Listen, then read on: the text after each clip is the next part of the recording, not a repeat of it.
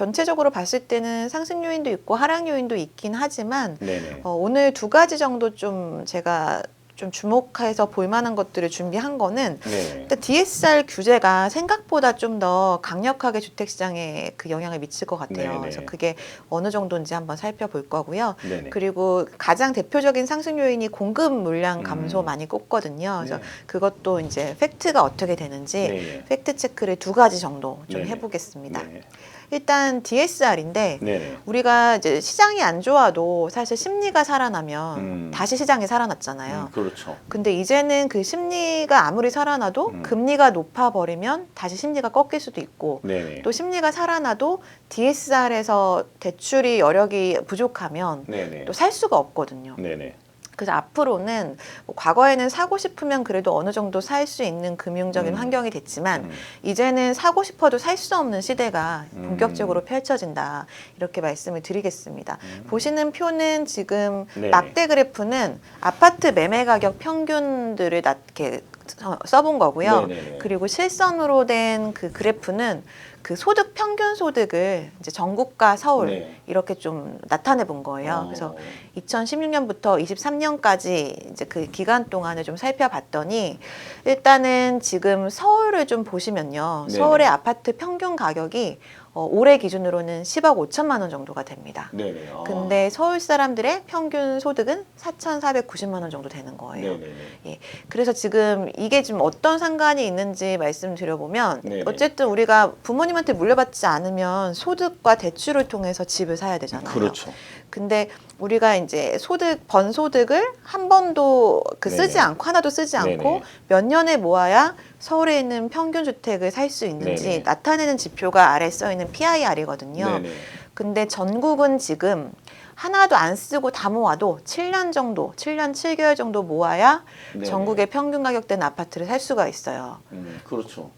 사실상 불가능하죠. 7년 정도도 사실 되게 힘든 건데 네네. 서울을 보시면 서울은 13년 6개월 정도를 하나도 안 쓰고 모아야 겨우 평균 정도 되는 주택을 살 수가 하나도 있습니다. 안 쓰고 모을 수가 없잖아요. 그렇죠, 그렇죠. 기본적으로 세금도 내야 될 테고 뭐 해야 맞습니다. 하니까. 먹고 살아야 되니까. 그렇죠. 그래서 먹고 사는 것까지 생각하면 사실 13년이 아니라 뭐 30년, 40년 걸려도 쉽지 않다라는 거를 좀 볼 수가 있고요.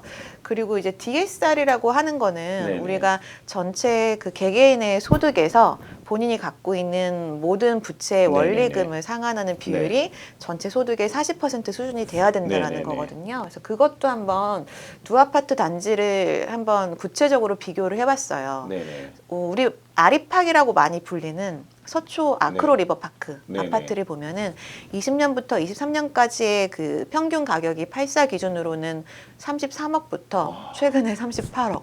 네. 좀 너무시하네요. 네, 심리적인 거리감이 많이 느껴지는 가격이긴 네, 하지만 네, 저 정도 금액입니다. 근데 작년까지만 하더라도 15억 초과되기 때문에 아예 대출이 0원이었어요. 예. 근데 올해도 지금 올해는 10억 원 초과 금지 그 사항이 없어졌거든요. 네네. 그래서 LTV라고 하죠. 전체 주택 네네네. 금액에서 LTV로 따지면 네네.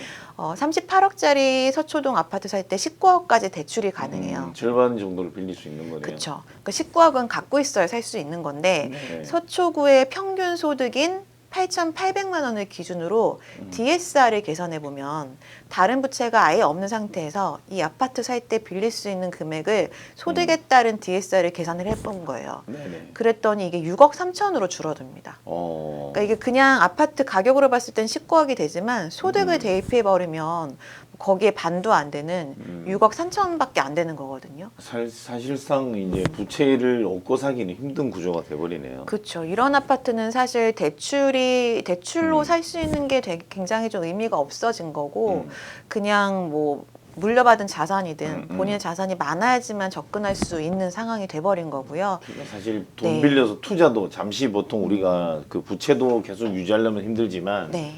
투자의 목적으로 샀다가 되팔고 하는 분들도 예전에 과거에 있었다면 네. 앞으로 불가능하겠네요. 진짜. 그렇죠. 쉽지 않죠. 또 세금도 내야 되니까 취득세도 만만치 않고 양도소득세도 만만치 네네. 않아서 그냥 실거주 목적의 자산가들만 좀 접근할 수 있는 상황이고 LTV 예전에는 LTV 수준만 되면은 소득 상관없이 대출 받아서 살 수 네네. 있었는데 그 구조가 이제 완전히 무너졌다라는 걸 볼 수 있고요.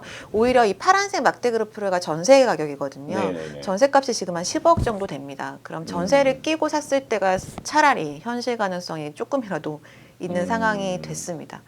끼고 사도 쉽지 않네요. 왜냐면 쉽지 전세를 않죠. 또 끼면 물론 뭐 전체 취득 금액은 줄지만 또 대출이 안 되잖아요. 그렇죠. 대출이 안 되고 월세 전환해야 되는데 네네. 한계가 있는 거라 뭐 쉽지 않고 조금 더 현실감이 있는 노원 정부 아파트 네네. 보면요.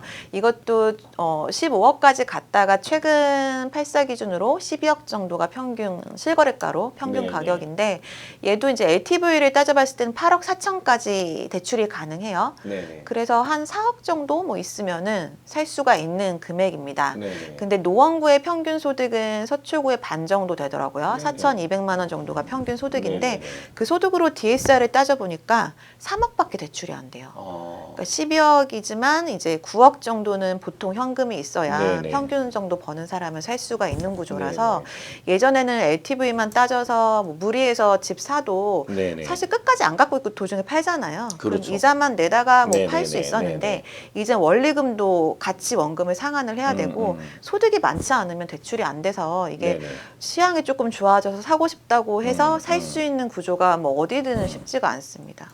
근데 어쨌든 이래 뭔가 바뀌는 규제 이런 걸 보면 큰 틀에서는 가계 부도 사태를 소위 뭐 모기지 사태나 미국 이런 걸 방지하자는 차원에서는 좋은 제도 같은데 맞습니다. 예. 어찌 보면 이렇게 되면 자꾸 부에 대물림 돼서 돈이 있는 분들이 재테크 목적으로 또 더 비싼 걸 사고 할 수 네. 있지만 네.